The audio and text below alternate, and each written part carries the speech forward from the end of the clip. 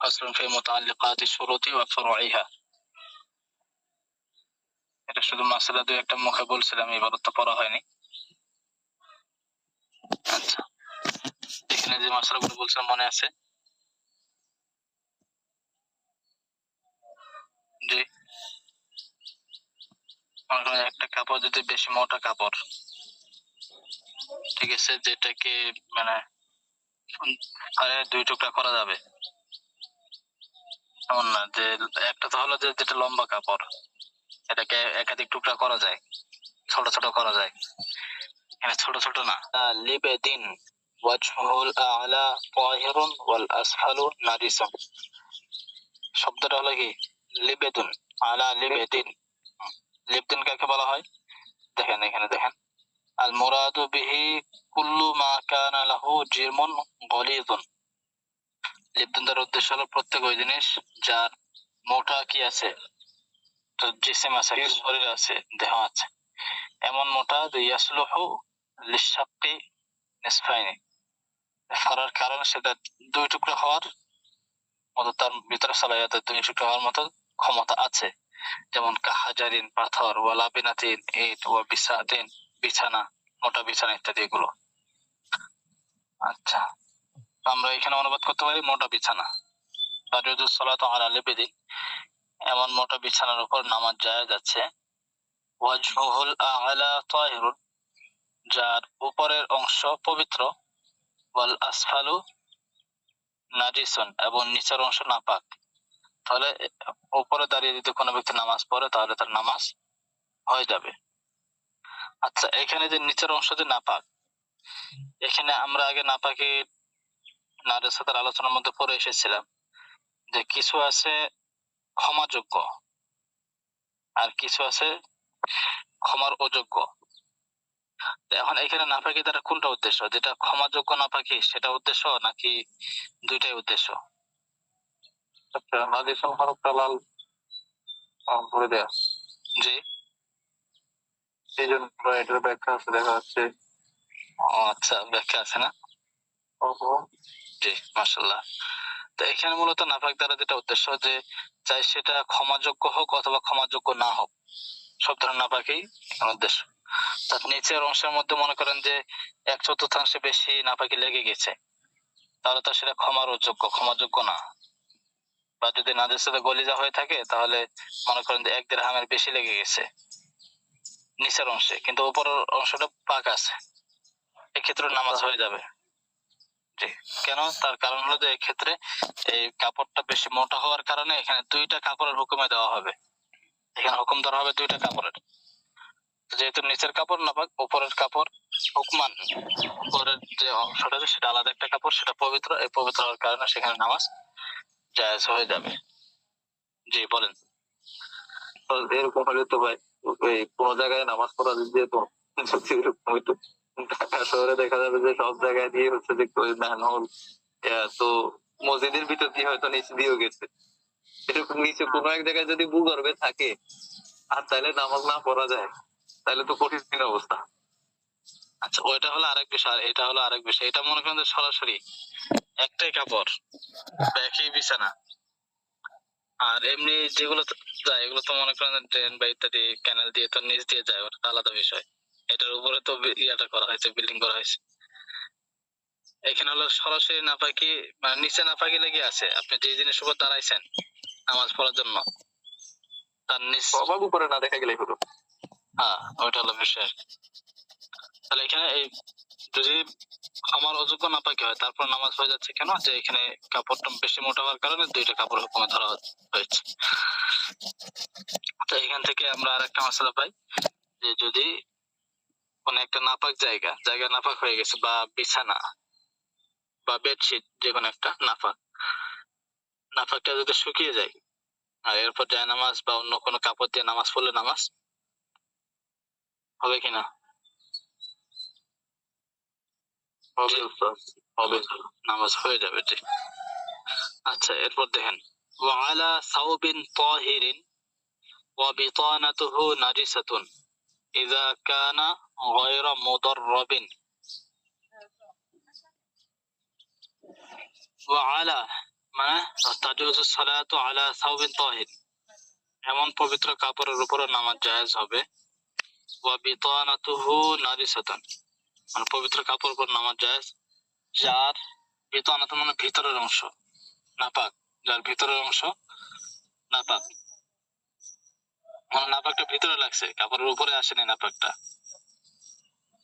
তাহলে এই এমন কাপড় পবিত্র কাপড়ের উপর নামাজ জায়েজ হবে কখন?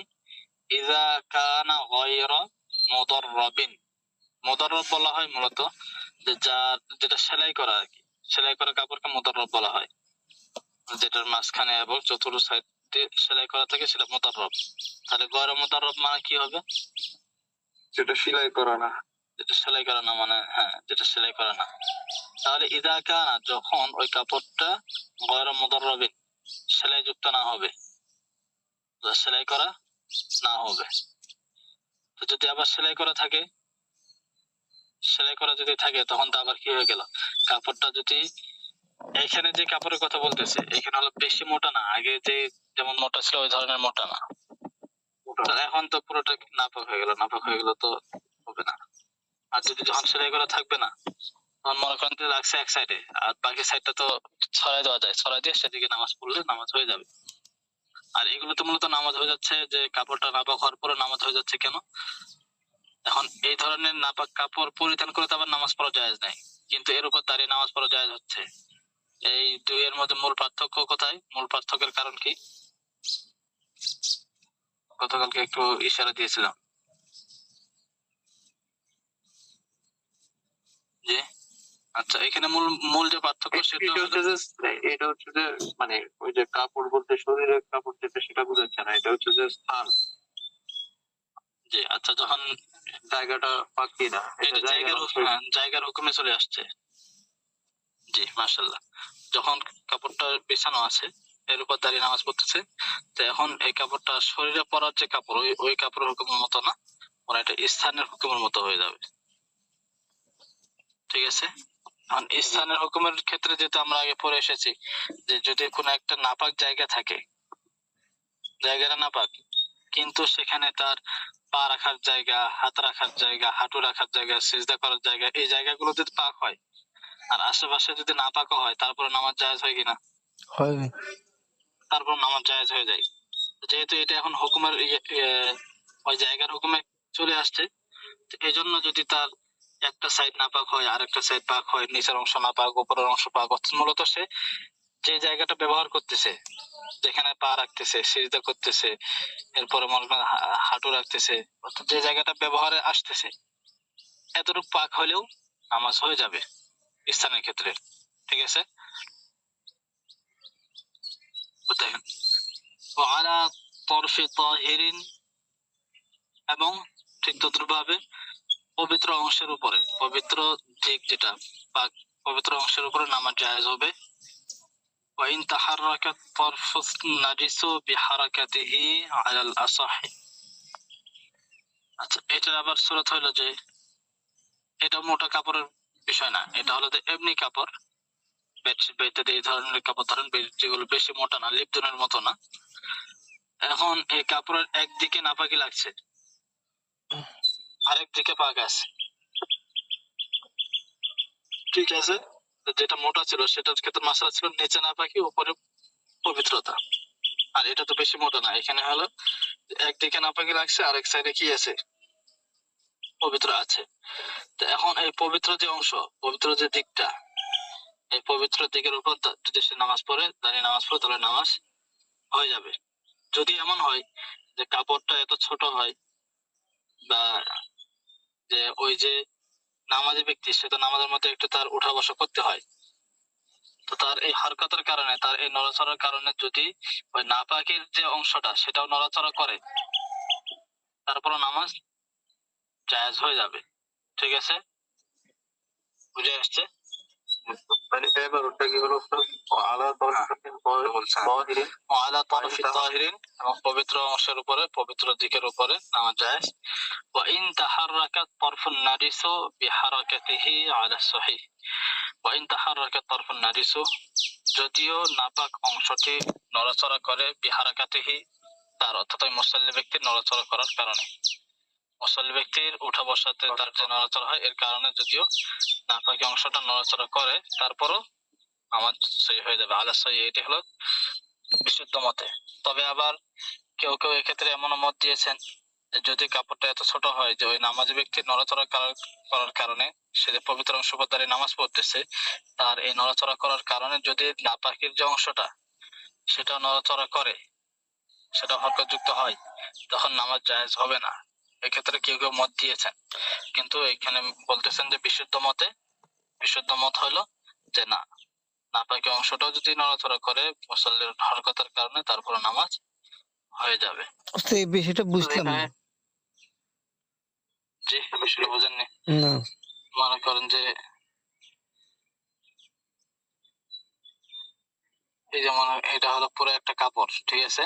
জি।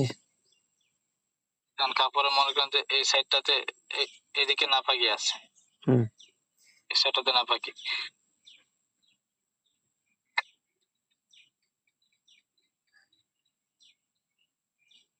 ঠিক আছে? এইদিকে হলো পাক পবিত্র, তো সে এইদিকে দাঁড়িয়ে নামাজ পড়তেছে, মুসল্লি এখানে দাঁড়াইছে, মনে করেন এই সাইডটাতে দাঁড়িয়ে নামাজ পড়তেছে। তো এখন তার এই যে সিজদাতে গেলে, সিজদা থেকে উঠলে তার একটু নড়াচড়া করতে হয় না? এখন মনে করেন যে কাপড়টা এত বেশি, মানে এত বড় না, যে বেশি বড় না, তো বেশি বড় না হওয়ার কারণে যে সে যে এখানে ওঠা নামা করতেছে, সিধে যাচ্ছে, বসতেছে, তার নড়াচড়া করার কারণে এই এই যে নাপাকের যে অংশটা, এই কাপড়টা একটু নড়াচড়া করে। সে যখন সিধে যাচ্ছে এটা একটু জড়ো হয়ে আসে, আবার কি হয়ে যায়, আবার ছাড়ে যায়, নড়াচড়া করে আর কি, যেটা কাপড়ের ক্ষেত্রে হয়, ঠিক আছে? এটা হইলেও বিশুদ্ধ মত অনুযায়ী যে তারপরে তার নামাজ হয়ে যাবে, যদিও এটা নড়াচড়া করে, এই মুসল্লি নড়াচড়ার কারণে যদি এটা নড়াচড়া করে তারপর নামাজ হয়ে যাবে, ঠিক আছে? তবে কেউ কেউ মত দিয়েছেন যে না, কাপড়টা এত বড় হতে হবে যে মুসল্লি নড়াচড়া করার কারণে যেন ওই নাপাকের অংশটা নড়াচড়া না করে। যদি মুসল্লি নড়াচড়া করার কারণে নাপাকের অংশটাও নড়াচড়া করে, তাহলে নামাজ হবে না, এটা কেউ কেউ মত দিয়েছেন। তবে এখানে কিতাবের মধ্যে বলা হচ্ছে বিশুদ্ধ মত কোনটা, এখানে তারপর নামাজ হয়ে যাবে যদিও নাপাকের অংশটা কি হয়, নড়াচড়া করে। কারণ এখানে মূল যে বিষয়, কিতাবের মূল বিষয় হলো যে সে যে দাঁড়াইছে কিসের উপর দাঁড়াইছে, পবিত্র অংশের উপর নাকি নাপাকি অংশের উপর, নাপাকি অংশ সে ব্যবহার করতেছে কিনা। সে তো এখানে মনে করেন যে এই দিক থেকে হলো নাপাক, এই দিক থেকে পাক, সে তো দাঁড়াইছে এখানে, তার কাপড়, তার শরীর কোনো কিছু নাপাকের দিকে যাচ্ছে না, ঠিক আছে? যেহেতু কোনো কিছু যাচ্ছে না, তো তাহলে সে এখানে নাপাক যে অংশটা সেটা সে ব্যবহার করছে না, তো নাপাক অংশ ব্যবহার না করলে তার নামাজ হয়ে যাবে। বুঝতে পারলাম? আচ্ছা, যদি নাপাকি দিকটা নড়াচড়া করে, বিহারাকাতিহি মুসল্লি নড়াচড়া করেন আলা সহিহ, বিষয়ের মত অনুযায়ী। আচ্ছা, ওয়ালাউ তানাজ্জাসা আহাদু তরফাই ইমামাতিহি, ওয়ালাউ তানাজ্জাসা আহাদু তরফাই ইমামাতিহি বা আমামাতিহি فألقاه وأبقى الطاهر على رأسه ولم يتحرك النجس بحركته جازت صلاته وإن تحرك لا تجوز ولو تنجس أحد طرفي عمامته। আচ্ছা, আহাদু তরফাই ইমামাতিহি এটা তারকিব করেন তো একদম। আচ্ছা, আহাদুন হইল যে মুদফ, আর তরফাই মানে এখানে হচ্ছে যে তরফাইনি ছিল, এটাও আবার হচ্ছে যে মুদফ হয়েছে হচ্ছে যে আমামাতিহি, এই মুদফ মুদফ ইলাই হয়ে আহাদুনের হচ্ছে যে হলো মুদফ। আচ্ছা, এখানে আহাদু তরফাই ইমামাতিহি, এখানে মোট কয়টা মুজাফ আছে? এখানে মুজাফ আছে হচ্ছে যে দুইটা। দুইটা না, ওর উস্তাদ আরো তো আছে। ইমামাতি এটাও আবার মুজাফ। জি, ওই যে এটা মুজাফ ইলাই হলো হচ্ছে ওই যে উপবা জমির এই আর কি। মুজাফ ইলাই মিলে আবার মুজাফ ইলাই, তরফাই মুজাফ ইলাই, আবার ওইটাও আবার মুদাফিলে। আচ্ছা, মাশাআল্লাহ। তো দেখেন, ওয়ালাউ তানাজ্জাসা, যদি নাপাক হয়ে যায়, আহাদু তরফাই ইমামাতিহি, মুসল্লির পাগড়ির দুই অংশের যে কোনো একটা দিক, মনে করেন পাগড়ি বিশাল বড় পাগড়ি, এখন একটা দিক নাপাক, দেখা যায় না যে অনেক সময় কি হয় যে প্রথমে আগে পাগড়ির কিছুটা কি রাখা হয়, পিছনে ঝুলিয়ে রাখে, এরপর পেঁচায় আবার আরেকটা ঝুলিয়ে রাখে না। এখন মনে করেন যে একটা দিক, একটা অংশ নাপাক, আলকাহু, পাগড়ি এত বড় যে নাপাক সে অংশটাকে সে কি করছে, ফেলায় রাখছে, নাপাকের অংশটাকে মাটিতে ফেলায় রাখছে। ওয়া আবকা তাহিরা আলা রাসিহি, আর পবিত্র যে অংশ, পবিত্র দিকটাকে সে অবশেষে বাকি রেখেছে আলা রাসি, তার মাথায়। এবং ওয়ালাম ইয়াতাহাররাকিন নাজিসু বিহারাকাতিহি, পাগড়ি এত বড় যেটা সে মাটিতে ফেলে রাখলো, নাপাক অংশটা, ওই নাপাক অংশটা নড়াচড়া করে না বিহারাকাতিহি, মুসল্লি নড়াচড়ার কারণে। তাহলে কত বড় হতে হবে, মানে মুসল্লি রুকুতে যাচ্ছে, সিজদায় যাচ্ছে, এই ওঠা বসা করার কারণে পাগড়ির ওই অংশটা কি হচ্ছে না, নাপাক অংশটা নড়াচড়া করতেছে না, তাহলে বিশাল বড় হতে হবে না? জি উস্তাদ, উনি হচ্ছে যে মানে ইনি তো পাগড়ির সুন্নাত যেটা, এটা ছেড়ে দিতে চাইতেছেন না। ওটা আচ্ছা, তাহলে তারপরে বলতেছেন জায়েজ সালাতু, তার নামাজ জায়েজ হয়ে যাবে যদি কি হয়, নাপাকের অংশ নড়াচড়া না করে মুসল্লির নড়াচড়ার কারণে। ওয়া ইন তাহাররাকা, আর যদি নড়াচড়া করে, অর্থাৎ মুসল্লি যখন সে নড়াচড়া করে, রুকুতে যায়, সিজদায় যায়, এর কারণে যদি নাপাকের অংশটাও নড়াচড়া করে, লা তাজুজু, নামাজ জায়েজ হবে না। আচ্ছা, উপরের যে মাসালা, যে নাপাক কাপড়ের উপর দাঁড়ানো, নাপাক কাপড়ের যদি একটা অংশ পবিত্র থাকে, সে অংশের উপর দাঁড়ায় নামাজ পড়লে নামাজ জায়েজ হয়ে যাবে, যদিও মুসল্লির নড়াচড়ার কারণে নাপাকি অংশটা নড়াচড়া করে, তারপর জায়েজ হয়ে যাচ্ছে। আর এখানে পাগড়ির ক্ষেত্রে যে বিষয়টা এখানে বললো, সেখানে বলতেছে যদি মুসল্লির নড়াচড়ার কারণে ওই নাপাকের অংশটা নড়াচড়া করে, তাহলে নামাজ জায়েজ হবে না। দুইটা একটু পার্থক্য হলো না? জি উস্তাদ, এখানে পার্থক্যের মূল কারণটা কি? ইল্লতটা হইলো হচ্ছে ওইটা হইলো, একটা হইলো লেবাস আর একটা হইলো যে মাকান। আসলে ধরতে পারছেন।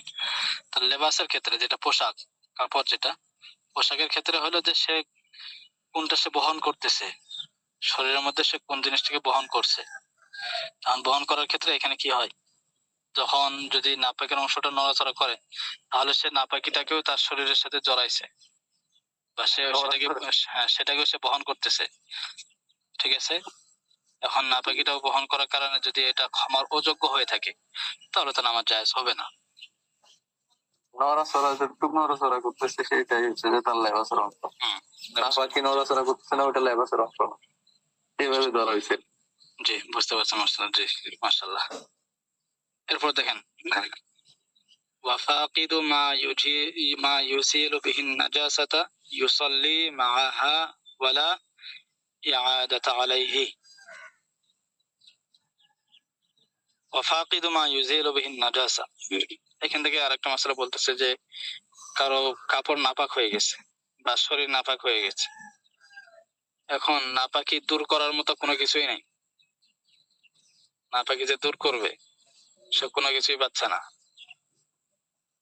কোনো পানীয় নাই, কোনো তরল পদার্থ নাই, কিছুই নেই। তাহলে এই ক্ষেত্রে সে কি করবে, সে কি নামাজ পড়বে না? এই ক্ষেত্রে মাসালা হলো যে সে ওই নাপাকি অবস্থায় নামাজ পড়ে ফেলবে, তারপর নামাজ মাফ নাই। নাপাক অবস্থায় কি করতে হবে, নামাজ পড়ে ফেলতে হবে, এবং পরবর্তীতে ওই নাপাকি দূর করার মতো কোনো কিছু পেলে আবার পুনরায় নামাজ পড়তে হবে না, বরং ওই নামাজটাই হয়ে যাবে, ঠিক আছে। আমাদের কত গুরুত্ব, কোন অবস্থাতেই নামাজে মাফ হচ্ছে না, কিন্তু সেই জায়গায় আজকে আমরা মুসলিম, আমাদের কোনো খবর নাই। আল্লাহ, তো এটা আলেমদের দোষ, মানে আলেমরা দাবাত দেয় না। জি, আলহামদুলিল্লাহ। হ্যাঁ উস্তাদ, এরা নামাজের ক্ষেত্রে কঠোরতা অবলম্বন করেন। বাস্তবে অনেকটাই আছে। লাউ মার্কা খুতবা দেন। মসজিদের ভিতর। আসলে দোষ হলো সব দিক দিয়ে দোষ আছে, আমাদেরও আলেমদেরও অনেক দোষ। যখন মানে আলেমদের যদি পদস্খলন হয়ে যায়, হম যখন একটা জাতির যারা রাহাবাদের যদি পদস্খলন হয়, তাহলে ওনাদের পিছনে যারা ছুটবে তাদের পদস্খলন তো অনিবার্য অবশ্যই হবে। আমাদের সমস্যা হয়ে গেছে ওই জায়গায় আর কি। আমাদের মসজিদ তাবলিগীরা আসতে দেয় না আমাদের মসজিদ। আসতেই দেয় না। হম আচ্ছা আচ্ছা। আলেমদের সমস্যা বলতে আলেমদের মধ্যে আবার যোগ্য আলেম অযোগ্য আলেম আছে। প্লাস হচ্ছে যে এখন তো হয়ে গেছে যে মনে করেন যে আলেম বিষয় যেটা, যে কেউ মনে করেন যে মাদ্রাসায় 10টা বছর একটু ঘোরাফেরা করলো, তারে আলেম বলে দেওয়া হচ্ছে। বাস্তবে কি সে আলেম? না ওস্তাদ, আলেম তো এত সহজ না। মনে করেন যে সে কোনো মতো পড়ালেখা নাই, কিচ্ছু নাই, কিছুই জানাশোনা নাই, শুধু মনে ঘোরাফেরা করছে, কয়েকটা বছর মাদ্রাসায় কাটাইছে, টিউশন করছে, এদিক করছে ওইদিক করছে, মানে সময়টা পার করছে আর কি। সিস্টেমটা যেটা সেটাও আলেম ওলামাদের আসলে মানে পক্ষে না। কারণ হচ্ছে যে আপনার মাদ্রাসায় সচরাচর কেউ পড়তেও চায়, মানে অনেকে হয়তো পড়ায় কিন্তু দেখবেন যে মাদ্রাসায় দিতে চায় না, বা মাদ্রাসায় মানুষ পড়ার মতো ওইভাবে মোটিভেশনও পায় না। কিন্তু এটাও আলেমদের জন্য একটা ভালো বিষয় যে এখন ক্লাসের বিষয়টা আছে। কারণ হচ্ছে যদি মাদ্রাসায় পড়লে মনে করেন লাখ টাকা বেতন হইতো, তখন তো আলেমেরা ওই দিকেই টাকার জন্যই পড়তো। এখন যারা পড়বে তারা আসলে সত্যিকার হচ্ছে মুফলিস ব্যক্তি, এটা একটা ভালো বিষয়। আর এখন হচ্ছে যে ওই যে ইসলামী শরিয়া যদি শাসন থাকতো তাইলে হচ্ছে যে আলেম হইলে বড় একটা কাজীর পদ পাইতো, হয়তো গভর্নর হইতো, ওই ধরনের মানে ইখলাস নষ্ট হওয়ারও বিষয় নাই। এখন যারা পড়বে এরা মুফলিস। কিন্তু আবার পাশাপাশি অন্য একটা ফ্যাক্টর হইলো এটা যে এই আলেমদের বিরুদ্ধে কিন্তু অনেক প্রোপাগান্ডা হইতেছে। হয়তো খারাপ আলেমটাকে সামনে এনে এমন ভাবে উপস্থাপন করা হইতেছে আলেম জাতিটাই খারাপ, অথবা হচ্ছে যে যে অযোগ্য তার বিরুদ্ধে হচ্ছে যে এই আলেমদের কাজে হলো এটা উল্টাপাল্টা ফতোয়া দেয়। এইভাবে কিন্তু মানুষের যে আলেম ওলামাদের প্রতি যে আস্থা সেটাও নষ্ট করা হচ্ছে। তো শুধু আলেমদের দোষ দিলে হবে না, না, এখানে তো বিশাল বিষয় বিশাল যেটা একটা ষড়যন্ত্র সব দিক দিয়ে আছে, একটা ষড়যন্ত্র সব তো দিক দিয়ে আছে, আছে। আবার মানে আমাদের দিক দিয়েও আবার যে মানে ত্রুটি নাই ওলামা কেরামের পক্ষ থেকে, এটাও না, তবে ত্রুটি যার কিছুটা আছে। তবে তবে যার হচ্ছে আগ্রহ আছে যে না আমার জান্নাতে যাইতেই হবে, জান্নাত থেকে বাঁচতেই হবে, সে আলেম খুঁজে নিবে, মানে যেভাবে হোক। না, তা তো অবশ্যই, একটা তো হলে সে খুঁজে নিবে, আর একটা হলো যে কিছু দায়িত্ব থাকে। এখন তো মনে করেন যে আচ্ছা, না এখন যে বিষয়টা খুতবা তো সিস্টেম নেই, ওটা হলো যে হয়তো কিছু অযোগ্য ব্যক্তিকে কোনো জায়গায় বসে না মানে খুতবা যদি দেয় উস্তাদ, তো মসজিদ কমিটি রাখবে উস্তাদ।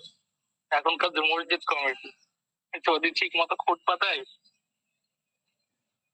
না, পরের দিনে ঠিকমতো তো চাকরি খেয়ে দেবে। চাকরি খেয়ে যাবে, তো ওদের তো লাগবে নাকি, পরে ইমাম তো লাগবে। এখন এক্ষেত্রে সবাই যদি এক হয়, আমরা হক কথা বলবো, সবাই তো এক হয় না উস্তাদ। ওইটা আর কি সমস্যা, ওস্তাদ যে এটা আপনি জি। যেটা বলতেছেন, এখন আপনি যখন হক কথা বলবেন, তো আপনি ইমামতি করতেছেন, আপনাকে চাকরি এখন আপনার কর্মী আছেন, আপনার জায়গায় মাজার ফুজুরি একটা বসাই দিব কেন? এই কারণে অনেক আলেমে বলে না। ওইটাই আর কি, মানে বিষয়গুলো এখন হয়তো চতুর্দিক দিয়ে সমস্যাগুলো হয়ে গেছে। বিশেষ করে আমাদের সবচেয়ে বড় যে সমস্যা সেটা খেলাফত ব্যবস্থা না থাকাটা আর কি। একটা হলো যে আমাদের মনে করেন যে গাছের গোড়ায় ধরছে পচন, গাছের গোড়ায় পচন ধরছে, তো উপরে ডালপালা গুলো শুকিয়ে যাচ্ছে। এই ক্ষেত্রে যদি আপনি ডালপালায় যায় কি করেন, পানি দেওয়া শুরু করেন, গোড়ায় পানি না দিয়ে, গোড়ায় চিকিৎসা না করে যদি ডালপালায় চিকিৎসা করেন, তাহলে কি হবে? হয়তো আপনি যে ডালটা একটু ইয়া করতেছেন সেটা হয়তো কিছুক্ষণের জন্য তরতাজা হচ্ছে, কিন্তু দেখা যাবে যে অলরেডি অপর দিকে আরো 10-12টা মরে যাচ্ছে, শুকিয়ে যাচ্ছে। এখন মূল হয়ে গেছে আমাদের গোড়াই হলো সমস্যা। এই গোড়ার সমস্যার কারণে এখন এমনি এই গোড়ার সমস্যার কারণে প্রতিক্রিয়া যেগুলো বের হচ্ছে, যে সমস্যাগুলো আসতেছে, আসলে শুধু সেগুলোর পিছনে দৌড়ানোর কারণে দেখা যাচ্ছে যে আমাদের দৈনন্দিন প্রত্যেকদিন যে সমস্যা যেগুলো, সেগুলো সমাধান না হয় বরং আরো সমস্যা দিন দিন বাড়তেছে। মূল হলো যে আমাদের গোড়াটা, এই গোড়াটা আসলে একটু ঠিক করার ফিকির করার দরকার আমার সবারই। গোড়াটা কিভাবে ঠিক হবে? আমাদের ইসলামিক খেলাফত ব্যবস্থা যদি থাকতো তাহলে তো এমনটা হতো না। এখন তো মনে করেন যে মানুষ এমনি উঠতে তো আর এমনি এমনি আসবে না দোয়া না করলে। না দোয়া এখানে শুধু দোয়া না তো, ওইটাই তো ওই যে ফিকির, আল্লাহ তাআলা কার ফিকিরে কখন কি নিয়ে আসবে, কাকে এটা কি তো বানায় দিবে, ওটা হলো আলাদা বিষয়। আল্লাহ তাআলা তো কোরআনে বলেই দিয়েছেন, ওয়ালাউলা দাফুল্লাহি নাসা বা'দুহুম বিবা'দ লাফাসাদাতিস সামাওয়াতু ওয়াল আরদ। ওই যে আরেকটা আয়াতের মধ্যে হচ্ছে যে মানে হ্যাঁ। মসজিদ মাদ্রাসায় কোনো মানে খ্রিস্টানদের উপাসনালয় কোনো কিছুই থাকতো না। ঠিক আছে, তো এগুলো তো আসলে যে কোনো রাষ্ট্রের তো হচ্ছে যে ডিফেন্স এর জন্য সবচেয়ে বড় বাজেটটা ওইখানে হয়। তো এক ইসলামের কোনো ডিফেন্স থাকবে না, সেই ইসলাম কি আসলে থাকবে? এটা কি আসলে সম্ভব? এটাই আর কি যে আমাদের মূল সমস্যা হলো ওই জায়গাতেই, যে এটা যখন থেকে হারিয়ে গেছে তখন থেকে যে ফিতনা শুরু হয়েছে, ওই ফিতনা আর শেষ হচ্ছে না। আর এই ফিতনা এভাবে শেষও হবে না, কোনোদিন শেষ হবে না। আর ওদের প্রধান টার্গেট থাকে এটাই, ওদের তো মানে ওইটা তো কাফেরদের সর্বপ্রথম এটাই, এটা যদি ওদের- নষ্ট করে দেওয়া যায় বাকি সবকিছুই ওরা তো এলোমেলো হয়ে যায়। আপনাকে কাফেররা কেউ কেউ বলে যে নামাজ পড়িও না, কেউ কেউ বলে রোজা রাখা যাবে না, ওরা হ্যাঁ। নামাজ পড়ার জন্য সবকিছু ওরাই সুযোগ করে দেয়।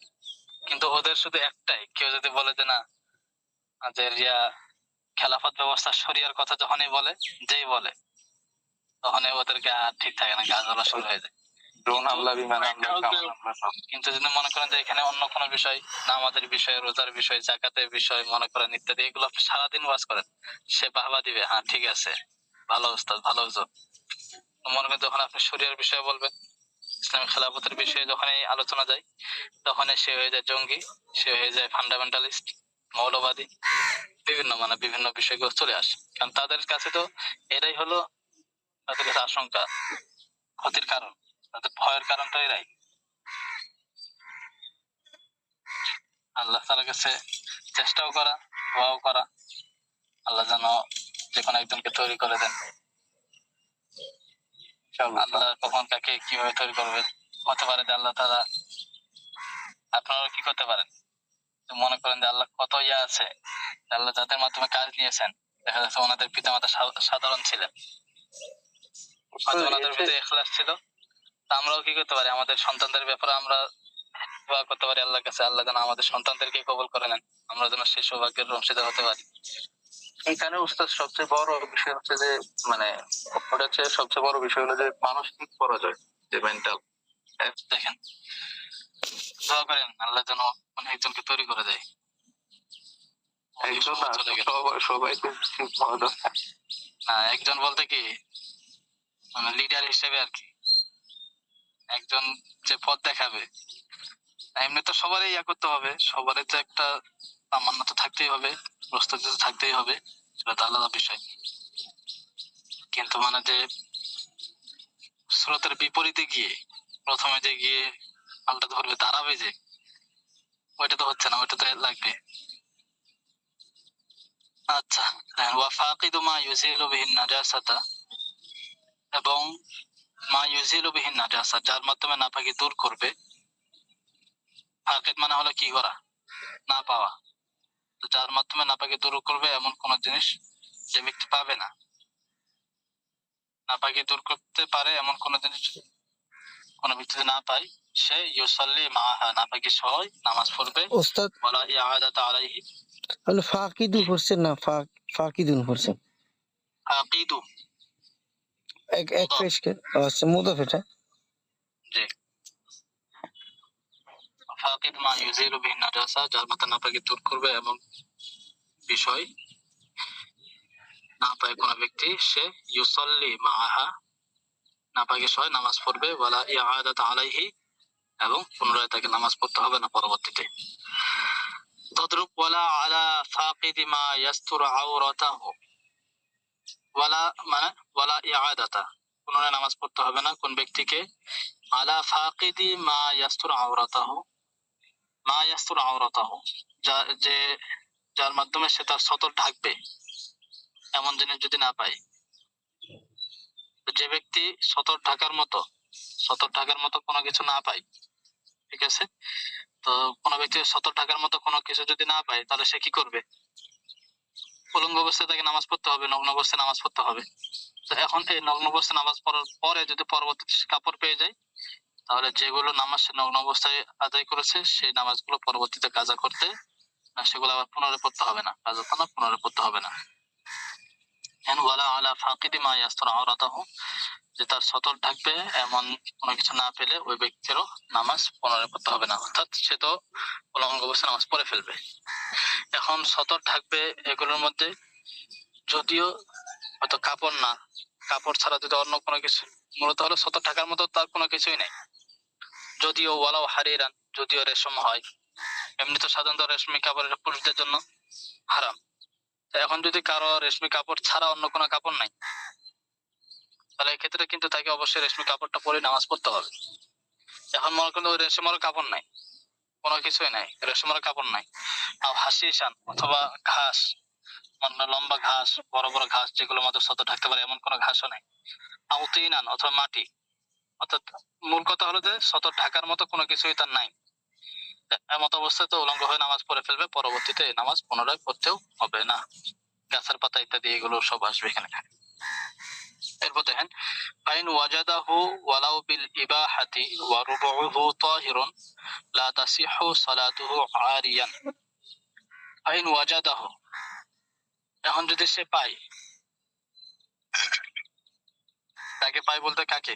কাফর কাফর কাপড় বা নাপাকি দূর করার মতো কোনো কিছু, এটা যদি সে পেয়ে যায়, ওয়ালাউ বিল ইবাহাতি, ওয়ালাউ বিল ইবাহাতি মানে হলো যদিও অনুমোদনের মাধ্যমে হয়, অর্থাৎ সাময়িক ব্যবহার করার জন্য কেউ দিয়েছে একটা কাপড়, একজনের কাপড়ই নেই, তাকে আরেকজন ওই একটা কাপড় দিল সাময়িক ব্যবহার করার জন্য, তাকে মালিক বানায় দেয়নি, সে ওই কাপড়ের মালিক না, বরং সে ওই কাপড়টা পেয়েছে ব্যবহার করার অনুমতি হিসেবে, মালিক না, কিছুক্ষণের জন্য তাকে দিছে।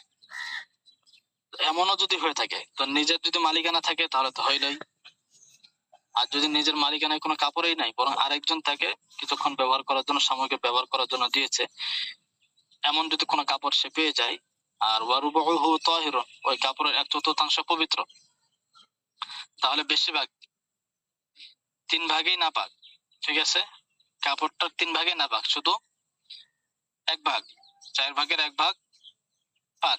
যদি এমন হয় তাহলে এখন শুধু তো এমন আছে 3 ভাগেই নাপাক, শুধু 1 ভাগ পাক, কিন্তু এখন ওই নাপাকে দূর করার মতো কোনো কিছু তার কাছে নাই। তো এখন সে কি করবে? কাপড় যে নাপাক, ওই নাপাক কাপড়টা খুলে উলঙ্গ অবস্থায় নামাজ পড়বে, নাকি ওই নাপাক কাপড় পরিধান করে নামাজ পড়বে? তো এই ক্ষেত্রে মাসালা হলো, যদি কাপড়ের যে 1/4 যদি পাক হয়, 1/4 বা এর থেকে বেশি যদি পাক হয়ে থাকে, তখন উলঙ্গ অবস্থায় নামাজ পড়া জায়েজ হবে না, সহি হবে না। আর যদি 1/4 কম পবিত্র হয়ে থাকে, 3 ভাগের বেশি না পাক, তাহলে 1 ভাগেরও কম যদি পাক হয়ে থাকে, 1/4 কম যদি পাক হয়ে থাকে, তখন তাকে স্বাধীনতা দেওয়া হয়েছে যে চাইলে সে ওই নাপাক কাপড় পরিধান করে নামাজ পড়তে পারে, অথবা উলঙ্গ হয়েও নগ্ন অবস্থায় সে ওই কাপড়টা খুলে রেখে উলঙ্গ অবস্থায় সে নামাজ পড়তে পারে। তবে এক্ষেত্রেও উত্তম হলো যে কাপড় পরিধান করে নামাজ পড়া। বুঝে আসছে? বুঝাতে পারলাম? মানে স্যার কি মানে জি, মানে চতুর্থাংশের কম হলে, সদুত্তর 1/4 কম, কাপড়টা যদি 4 হাত হয়, সেই ক্ষেত্রে যদি 1 হাতেরও কম পবিত্র পবিত্র, আর বাকি, হ্যাঁ হ্যাঁ, বাকি পুরোটাই না পাক, জি জি, তাহলে এই ক্ষেত্রে হলো তার ইচ্ছা, চাইলে সে নাপাক কাপড় ইচ্ছা দিয়ে। পরিধান করে নামাজ পড়তে পারে, অথবা উলঙ্গ হয়েও নামাজ পড়তে পারে। আর যদি ইচ্ছা মনে থাকবে করেন আর কি। যে, আর যদি মনে করেন যে কি হয়, 4 হাত কাপড়ের 1 হাত পাক হয়, তাহলে এক্ষেত্রে উলঙ্গ হয়ে নামাজ পড়ার অনুমতি নাই, অবশ্যই ওই কাপড়টা পরিধান করে নামাজ পড়তে হবে। ফাইন ওয়াজাদাহু, যদি সে কাপড় পায়, ওয়ালাউ বিল ইবাহাতি, যদিও সাময়িক ব্যবহারের জন্য হয় বা অনুমোদনের মাধ্যমে হয়ে থাকে, ওয়ারুবুহু তাহিরুন, আর তার 1/4 পবিত্র, লা তাসিহু সালাতুহু আরিয়ান, উলঙ্গ অবস্থায় তার নামাজ সহি হবে না।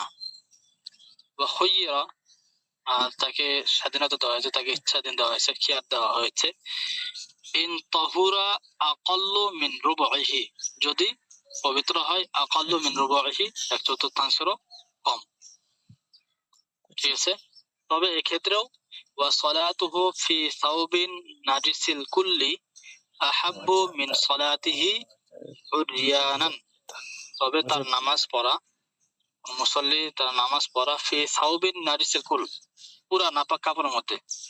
তো যে কাপড়টা পুরোটাই নাপাক বা এক চতুর্থাংশেরও কম পাক, 4/3 বেশি নাপাক বা পুরোটাই নাপাক, এমন কাপড়ে নামাজ পড়াটা আহাব্বু বেশি পছন্দনীয় বা বেশি ভালো, বেশি পছন্দনীয় কিসের থেকে? মিন সালাতিহি উরিয়ানান, উলঙ্গ অবস্থায় তার নামাজ পড়া থেকে। তাহলে এক কথা যদি কাপড় থাকে, যে কাপড় যদি এক কথা থাকে, যদি পুরোটাও নাপাক হয়ে থাকে তারপরে উলঙ্গ অবস্থায় নামাজ পড়া থেকে ওই নাপাক কাপড় পরে নামাজ পড়াটা উত্তম। জি বলেন। ফি সাউবিন নাজিসিল নাজিসিল কুল্লি, জি নাজিসিল কুল্লি। জি জি, এটা মূলত ইজাফত হয়েছে, ইজাফতে বয়ানে হবে যে নাজিস মানে তো নাপাক, ফি সাউবিন নাজিসিন নাপাক কাপড়। আর এখানে ইয়ার কথা দেওয়া আছে ওই মাজরুন আলা আন্নাহু হাত, ফাইনাল ইজাফাত লফজিয়াতুন। নারিসাল কুলের মধ্যে যে ইজাফাত, যেটা এটা হলো লফজি ইজাফাত, অর্থাৎ এখানে অর্থগত দিক দিয়ে যদি শুধু সাউবিন নারিসিন বলতো তখন যে অর্থ, নারিসাল কুল একই অর্থ। নারিস মানো নাপাক, নাপাক বলতে ওটা একটু লফজের মধ্যে উল্লেখ করে দিল নাপাকটা কেমন, নারিসাল কুল পুরোটাই নাপাক। আর পুরা নাপাক কাপড়ের নামাজ পড়াটা কি বেশি পছন্দের উলঙ্গ অবস্থায় নামাজ পড়া থেকে।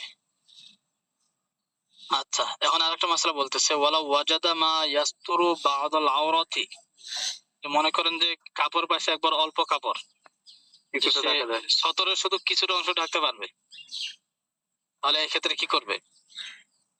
তো বলতেছে যতটুকু কাপড় পাবে সে কাপড়টা ব্যবহার তাকে করতে হবে। ওয়ালা ওয়াজাদা, যদি সে পায়, পেয়ে থাকে, মা এই পরিমাণ, ইয়াসতুরু বা'দাল আওরা, যে কিছু অঙ্গ, কিছু সতর ঢাকতে পারে, ওয়াজাবা ইস্তেমালুহু, সেটা ব্যবহার করা আবশ্যক। তো এখন সে ঢাকবে কোন কোন স্থানটা? প্রথমে ওয়াইয়াসতুরুল কুবুলা ওয়া দুবরা, সামনের এবং পিছনের জায়গা, পিছনের যে রাস্তা সেটা ঢাকবে। এখন যদি এমন হয় যে কাপড় এত ছোট যে সামনের রাস্তা ঢাকলে পিছনের রাস্তা ঢাকা যায় না, পিছনের রাস্তা ঢাকলে সামনের রাস্তা ঢাকা যায় না, একবারে যদি ছোট হয়ে থাকে, তাহলে এক্ষেত্রে কি করবে? আগে কোনটা ঢাকবে? সামনে যে শুধু যে কোনো একটা রাস্তা ঢাকতে পারবে। তো এক্ষেত্রে যে কোনো একটা ঢাকতে পারে, তবে কোনটা ঢাকা উত্তম এই বিষয়ে ইখতিলাফ আছে। কেউ কেউ বলেছেন যে সামনের রাস্তা ঢাকা উত্তম, কেউ কেউ বলেছেন পিছনের রাস্তা ঢাকা উত্তম। দেখেন, আইল্লাম ইয়াসতুর ইল্লা আহাদাহুমা, তবে যদি ওই দুই রাস্তার যে কোনো একটাকে শুধুমাত্র ঢাকতে পারে, কিলা, বলা হয়েছে, অর্থাৎ কেউ কেউ বলেছেন ইয়াসতুরুল দুবুরা, পিছনের রাস্তা ঢাকবে, ওয়া কিলা, বলা হয়েছে আল কুবুলা, সামনের রাস্তা ঢাকবে। ঠিক আছে। আচ্ছা, এখন যদি হলো যে যখন উলঙ্গ অবস্থায় নামাজ পড়বে, যে যদি তার কাপড় না থাকে, তো এখন উলঙ্গ অবস্থায় যে নামাজ পড়বে, কিভাবে নামাজ পড়বে, আসলে নামাজের পদ্ধতিটা কি হবে?